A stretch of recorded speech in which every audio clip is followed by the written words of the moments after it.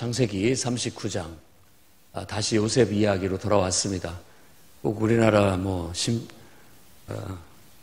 춘향전이나 이런 재밌는 이야기, 이런 것들은 그냥 읽혀지고 너무 흥미로운 요소를 갖고 있기 때문에 사람들 이렇게 마음속에 깊이 간직되고 또 계속 회자되는 그런 이야기인 것처럼 요셉의 이야기도 우리 마음에 뭔가가 이렇게 기분이 좋아요. 그러니까 우리 마음에 드는 거죠. 흡족한 뭔가가 있습니다. 그러다 보니까 그 이야기에 사람들은 끌리게 되고 그 이야기를 계속 이렇게 서로 얘기하면서 이렇게 돌게 되는 그런 내용이라고 할 수 있습니다. 그래서 요셉 이야기는 아이들한테 들려주기도 좋고 또 진짜 인생의 여러 가지 요소들을 담고 있어서 꿈을 가지고 또 그 꿈을 펼쳐나갈 그런 사람들에게 말해주면 좋고 또 우리들도 또 그런 꿈을 펼치며 사는 그런 인생이 됐으면 하는 그런 바람 속에서 요셉의 이야기는 아주 흥미진진하게 펼쳐지게 됩니다. 오늘 이야기는 이제 노예로 팔아버렸는데 상인한테 결국 이집트에 가게 됐고 바로의 친위대장인 보디발이 결국 요셉을 사게 됐다라고 그렇게 얘기합니다. 그런데 2절 말씀에 여호와께서 요셉과 함께 하심으로 그가 형통한 자가 되어, 여호와가 나왔으니까 중요한 구절이죠. 하나님께서 함께 하신다라는 것은 모든 것의 축복입니다. 그러니까 여러분, 하나님을 믿는 게 복입니까? 그냥 안 믿고 자유롭게 사는 게 복입니까? 뭐가 더 좋으세요? 안 믿고 자유롭게 사는 거? 네. 아니, 진정한 복은 하나님을 믿고 딱 한 가지, 다 마음대로 할 수 있지만 하나님 뜻대로 그것만 지키면 범사에 형통하게 됩니다. 그러니까 인생을 잘 살기 위해서, 아니 인간답게 살기 위해서, 제대로 살기 위해서 우리 마음의 빈 한 공간에 하나님을 두는 겁니다. 그렇지 않고 우리 빈 공간을 그대로 하나님으로 채우지 않게 되면 사람들은 그 공간을 다른 걸로 채워요. 그것을 우상이라고 하는 겁니다. 뭘로 채우느냐? 자기 좋은 대로 자기 욕심을 따라 그 하나님이 있어야 할 자리에 그것들을 갖다 놓게 된다라는 거예요. 근데 그걸로 인해서 온갖 패단과 악이 벌어지게 된다라는 거예요. 그래서 우리는 성경을 통해서 인간이 하나님 없이는 온전할 수가 없구나, 이거 깨닫게 될 때 우리가 입으로 고백하는 말이 바로 나는 죄인입니다 라는 말입니다. 그걸 다 통틀어서 한마디로 나는 죄인입니다. 나 스스로가 온전할 수가 없고 내가 아무리 똑똑하고 잘났어도 내 뜻대로 살아봤자 그 인생이 다 굽어돌 뿐이라는 걸 알기 때문에 하나님, 내 인생을 맡아주십시오. 당신이 내 인생을 맡아주신다면 제 인생이 훨씬 더 좋아질 것 같습니다. 제 인생이 비로소 온전해지고 날아오를 수 있을 것 같습니다 라는 그런 신앙의 고백이 나는 죄인입니다, 당신이 나의 구원자이십니다 라는 그런 고백이라고 할 수가 있겠습니다. 그래서 임마누엘, 하나님이 함께 하신다라는 것은 창세기에도 계속 강조되는 말이고요.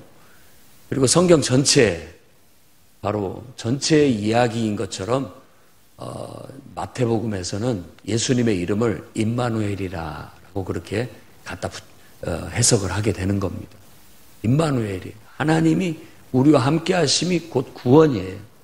하나님이 우리와 함께 하심이 곧 구원이고, 하나님이 우리와 함께 하심이 곧 내 인생의 성공이고, 하나님이 나와 함께 하심이 내 인생의 행복이고, 하나님이 나와 함께 하심이 내 인생의 성공이에요.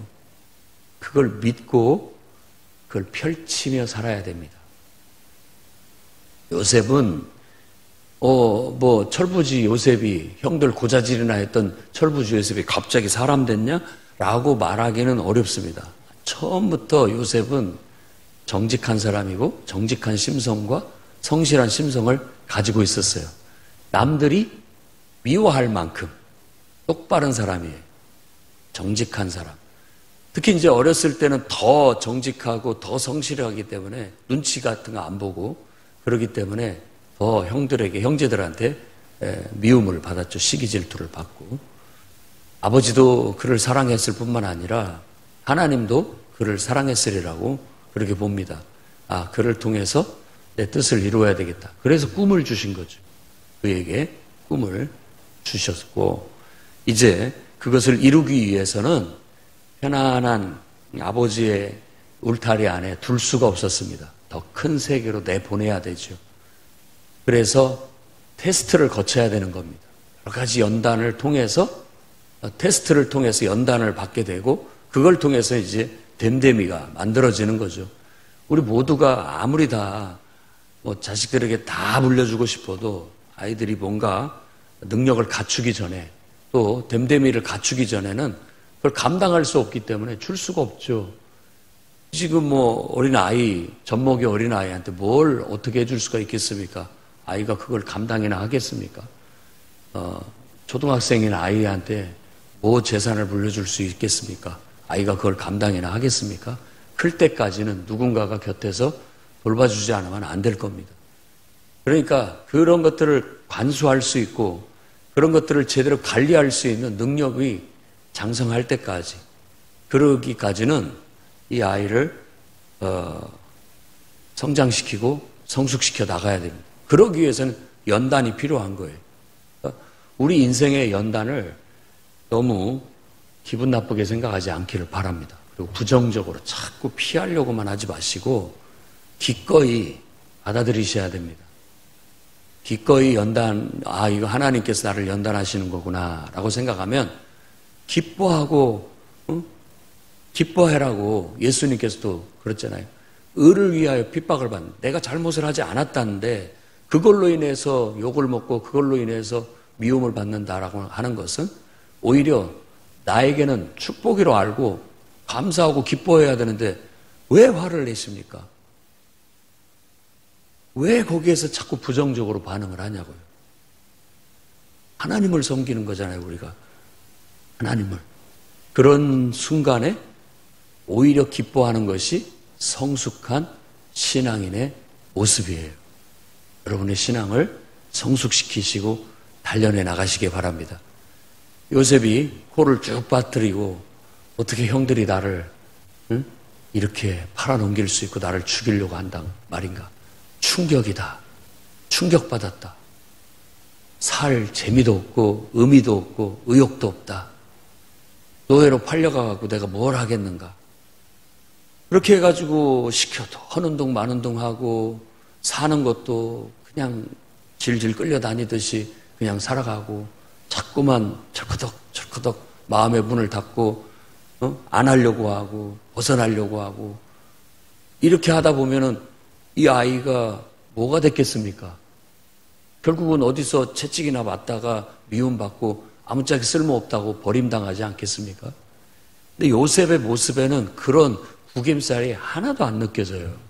한번 묵상을 쭉 해보십시오. 요셉은 그런 상황에서도 나는 지금 이 상황에서도 하나님 앞에 정직하고 성실하면 돼. 마치 꼭 그런 마음이라도 먹은 것처럼 그렇게 살아갑니다. 그늘짐이 없고 구김이 없어요. 저도 부모지만 우리 자녀가 그랬으면 좋겠습니다. 아이들이 아무리 이렇게 척박한 환경에 있고 또 거친 사람을 만나고 부정적인 사람을 만나더라도 구겨지지 않았으면 좋겠고 그늘지지 않았으면 좋겠고 스스로가 자기를 상처내지 않았으면 좋겠어요. 아무것도 아니다. 내가 하나님 앞에 정직하고 언제든지 성실하게 내 할 도리를 다 하면 된다. 언제는 안 그랬느냐. 옛날에도 그랬고 지금도 그러면 되고 앞으로도 나는 그렇게 살면 된다라는 그 꿋꿋함. 아무리 낙심을 시키려고 해도 낙심이 안 되는 사람. 아무리 그 얼굴에 그늘을 집어넣고 싶어도 그늘지지 않는 사람. 왜? 하나님이 내 안에 떡 버티고 계시니까 하나님 계시는데 누가 우리를 어떻게 하겠습니까? 어떤 그런 신앙의 굳건함을 볼 수 있는 것 같습니다. 그래서 그거 하나님이 함께 하시는 것이 얼마나 큰 축복인지 여러분들이 알기를 바랍니다. 하나님을 믿는다라는 건 그런 겁니다. 하나님을 통해서 힘과 용기를 얻고, 그리고 늘 다른 사람들을 하나님 대신이라고 생각하고 하나님 대하듯이 살지만 항상 중심은 하나님 앞에 하는 거예요. 하나님 앞에. 하나님 앞에 정직하고, 하나님 앞에 성실하고, 하나님 앞에 하는 거예요. 여러분의 일들이, 하나님을 섬기는 일들이 하나님 앞에 하고 있는지 돌아보십시오. 하나님 앞에 하고 있다면 당당하십시오. 그리고 여러분들이 하는 일상생활도 하나님 앞에 하고 있다면 당당하십시오. 하나님 앞에 하고 있기 때문에, 하나님을 섬기고 있기 때문에 그래야 되는 겁니다. 그게 어떻게 보면 요셉이 우리에게 보여주는 모범이에요. 아주 모범적인 신앙의 한 모델이 되고 있는 겁니다.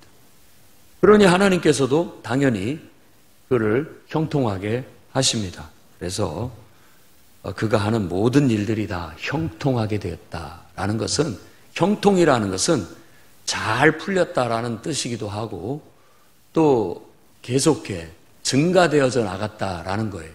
증가. 하나를 가르치면 열을 알듯이 뭔가 계속 성장하는 맛이 있고 또 자라가는 맛이 있고 변화되는 맛이 있고, 그러면서 일들을 이렇게 배워가는데 아주 척척 잘합니다. 그러니까 주인이 그걸 알아봐요.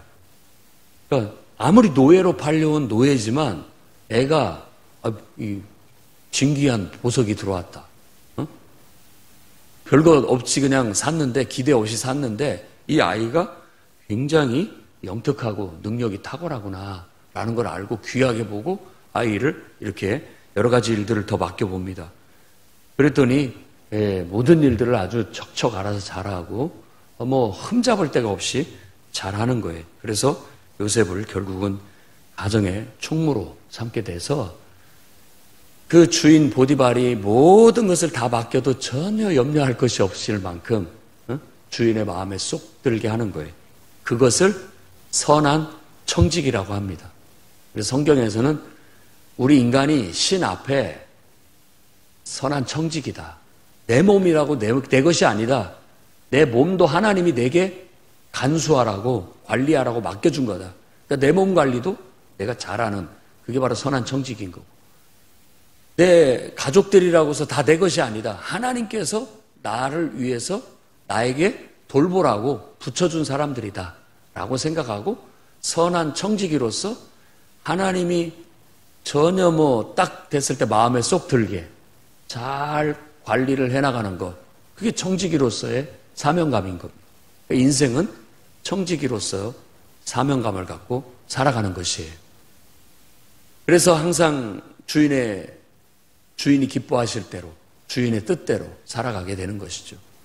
그래서 하나님, 우리를 창조하신 하나님, 만물의 주인 되신 그분을 기쁘게 하기 위해서 또 그분의 선하신 뜻을 받들어서 내게 주어진 모든 것들을 잘 관리하게 되면 우리도 요셉과 같이 형통하게 될 것이고 또 인정받는 그런 선한 청지기가 되리라고 믿습니다. 그러면 하나님은 작은 것에 충성된 청지기한테는 더 큰 것을 맡기게 돼 있다라고 그렇게 성경은 가르칩니다. 왜냐하면 잘 돌보니까 더 중요한 일을 맡기게 되는 것이죠. 교회 안에서 이제 직분자를 세우는 것도 마찬가지입니다. 직분자가 될 때가 되는 것은 어떤 성도들 가운데 구별해서 그 사람들이 더 중요한 역할을 맡아서 해라 라는 어떤 그런 당부인 거예요. 왜? 선한 청지기이기 때문에. 그동안에 여러 세월을 지켜봤는데 이 사람한테 이런 일들을 맡기면 맡긴 사람의 뜻을 잘 헤아려서 잘 해주리라고 믿고 맡기는 거예요.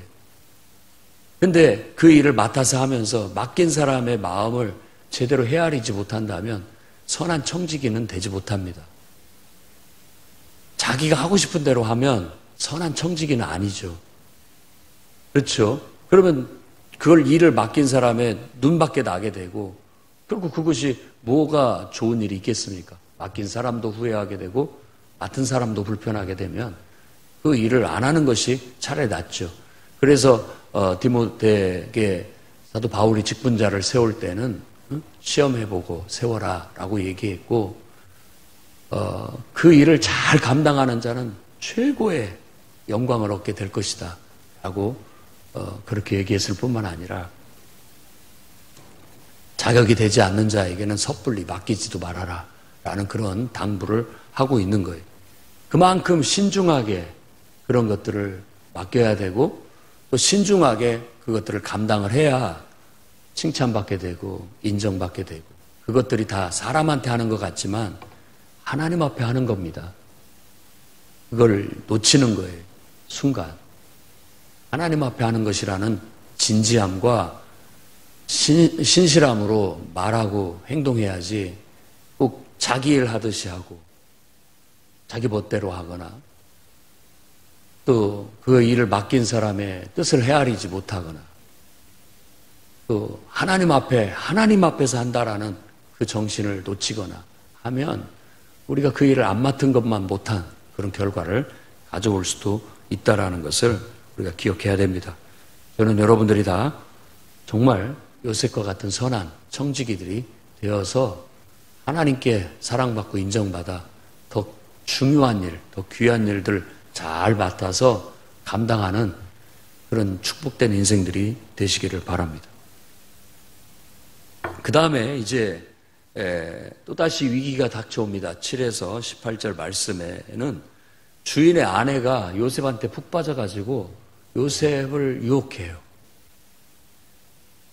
물론 남자들도 성폭행을 저지르기도 하지만 여자도 이렇게 성폭행을 저지를 수도 있다는 것이 간혹 지금 세상에도 나타나죠.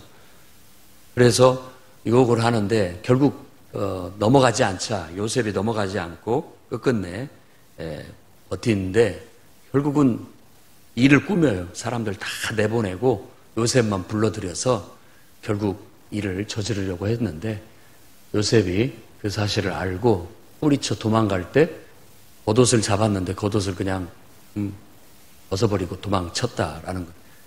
그 일로 인해서 결국 그 여인이, 한마디로 말해서 남자한테 거절당한 여인이 도끼를 품고 모함을 해서 그놈이 나를 겁탈하려고 했다라고 오히려 모함을 해서 자기 남편한테 얘기를 하니까 남편이 대노를 하고 자기 집에 있는 감옥에다 가두게 됐다.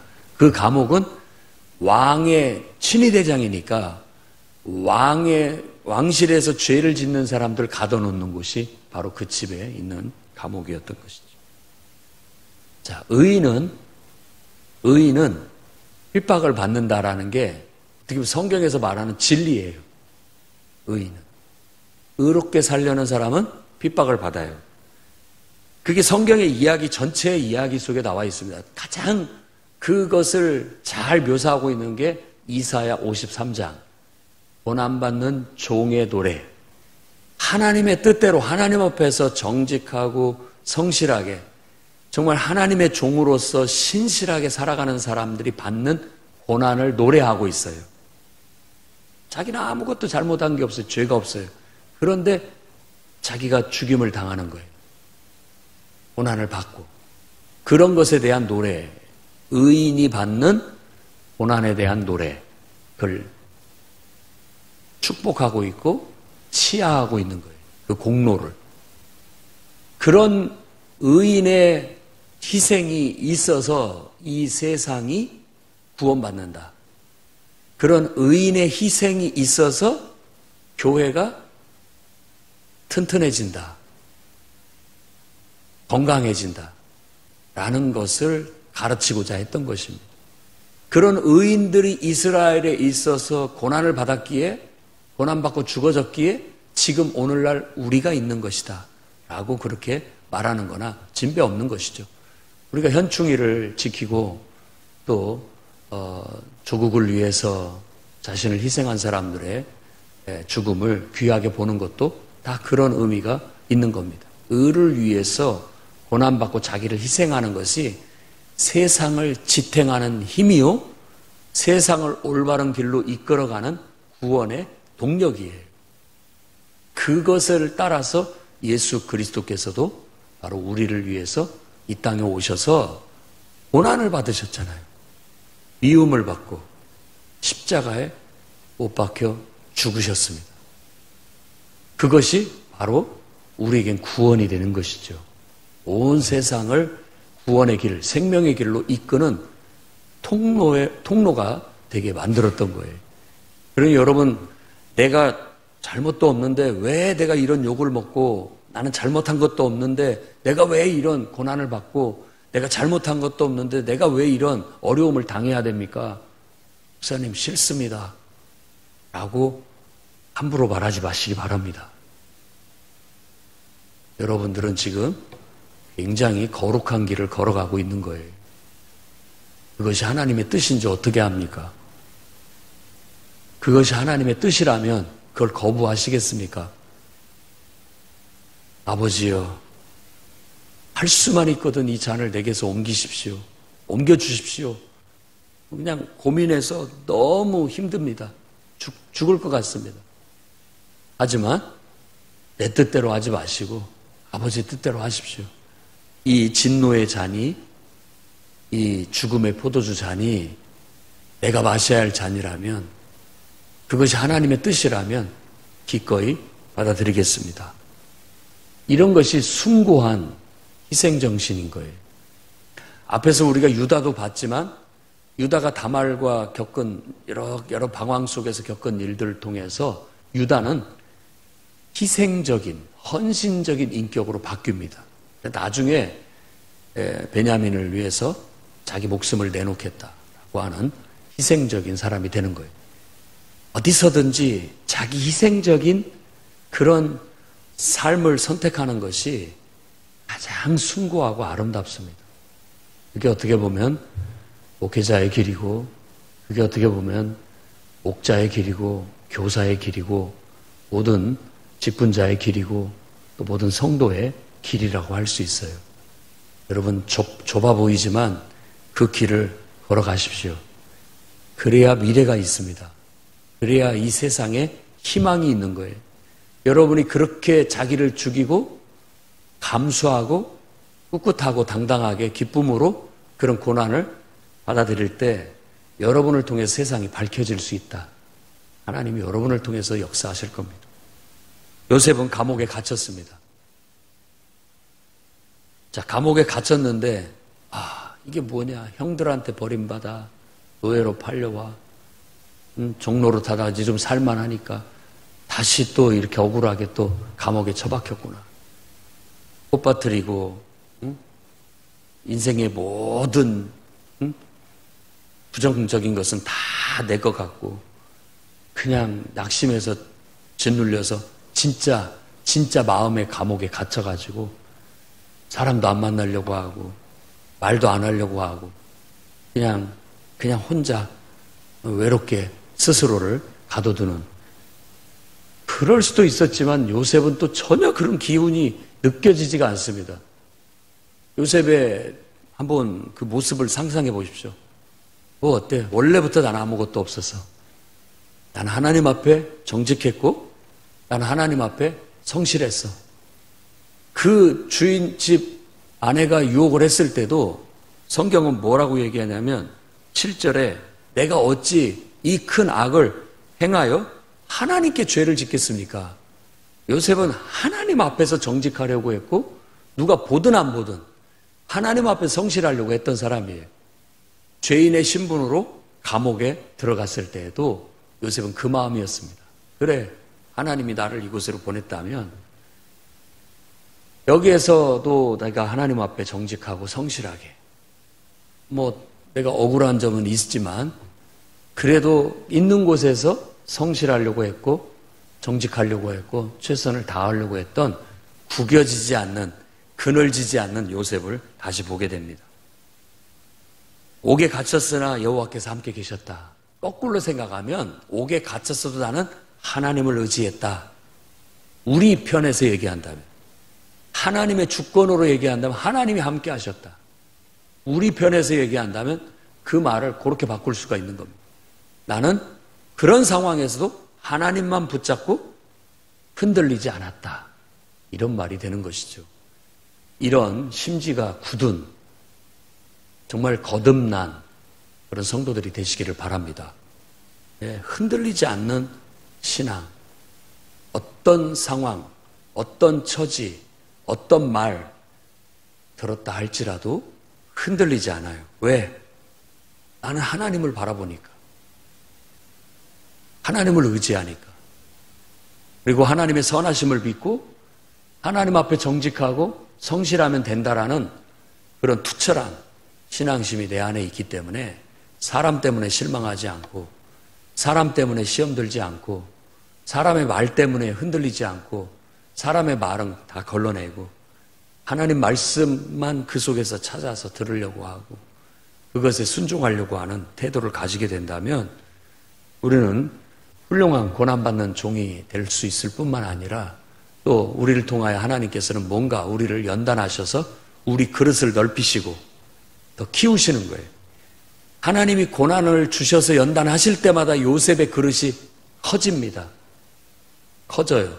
한 집안에서 인정받는 인재였다면 이제 애굽이라는 큰 제국 내에 와서 그것도 애굽에 나는 새도 떨어뜨린다라는 바로의 친위대장 집에서 제일 인정받는 사람이 됐을 뿐만 아니라 잠시 감옥에 갔지만 하나님은 거기에서 그의 그릇을 인맥을 더 키워서 인맥과 그릇을 키워서 왕실 사람들을 만나게 하셔서 더 키워서 이제 나라의 더 큰 제목으로 하나님이 쓰시려고 하고 있다는 걸 알 수 있습니다.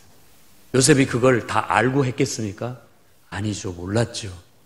몰랐지만 그는 항상 하나님을 신뢰했고 하나님 앞에 정직하고 신실하게 성실하면 된다라는 믿음으로 나아갔던 거예요. 그랬더니 간수장도 이쁘게 봅니다.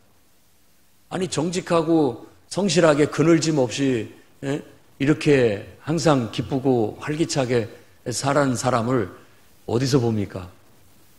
일을 하나씩 맡겨보니까 일처리가 아주 그냥 명석할 뿐만 아니라 아주 마음에 쏙 들어요. 그래서 간수장이 은혜를 입게 됐고 간수장은 옥중 죄수를 요셉의 손에 다 맡겼다라고 그렇게 얘기합니다. 이게 바로 그야말로 충성된 청지기의 모습일 뿐만 아니라 훌륭한 어떤 고난받는 종의 훌륭한 모습이라고 할 수 있겠습니다. 여호와께서 요셉을 범사에 형통케 하셨다라는 것이 오늘 말씀에 또 강조되어지는 바입니다. 하나님이 함께 하심이 우리에게 축복이라는 걸 여러분 아시기를 바라고 항상 하나님 앞에 선한 청지기로서 충성된 그런 하나님 앞에 정직하고 성실하게 행하십시오. 그러면 절대 우리 인생에 구김질 일이 없습니다. 아니 그렇게 살다가 죽어도 나는 좋다. 이런 마음으로 당당하게 사십시오. 당당하게. 항상 맡은 일에 최선을 다하고 그 선을 넘지 않고 내가 내 주인된 보디발 장군을 앞에 죄를 지을 수 없다. 또 나를 창조하신 나를 이곳에 보내신 내게 이런 일들을 맡겨주신 하나님 앞에 죄를 지을 수 없다. 그리고 무엇보다 내 스스로한테 죄를 지을 수 없다. 요셉의 그 중심은 너무나도 분명했습니다. 그래서 저도 여러분도 바로 그런 사람이 될 수 있기를 바랍니다. 그래서 베드로전서 5장 6절 말씀에도 때가 되면 너희를 높이리라 그랬어요. 때가 되면 다 하나님께서 높이실 때가 되면 높이실 것이다 라고 말씀하시니까 항상 하나님 앞에 정직하고 성실한 청지기로서 훌륭한 인정받는 삶을 살아가시기를 주의 이름으로 축원합니다. 기도하겠습니다. 거룩하신 주님, 하나님 우리와 함께 하심이 복임을 믿습니다. 어디를 가든 어디서든 하나님을 붙잡고 의지하고 하나님 앞에 정직하고 성실해서 기쁨과 감사함으로 살아가게 해 주옵소서. 우리가 분노하고 화내는 게 그 원인이 무엇인지 되돌아보게 하시고 진정으로 하나님 앞에 정직하게 행하고 있는지 하나님 앞에 성실하게 행하고 있는지 늘 선한 청지기로서 충성을 다하고 있는지 늘 돌아보게 하시며 사는 날 동안 그렇게 꿋꿋하고 당당하게 뒤돌아보지 않고 곁길로 빠지지 않고 원망하고 불평하지 않고 짜증내지 않고 항상 기쁨과 감사함으로 맡은 일을 최선을 다하여 순종해내는 그런 청지기의 삶을 살다 주님 앞에 가서 심판받게 해주시고 주님 앞에 가서 칭찬받고 인정받게 해 주시옵소서. 예수님 이름으로 기도드립니다. 아멘.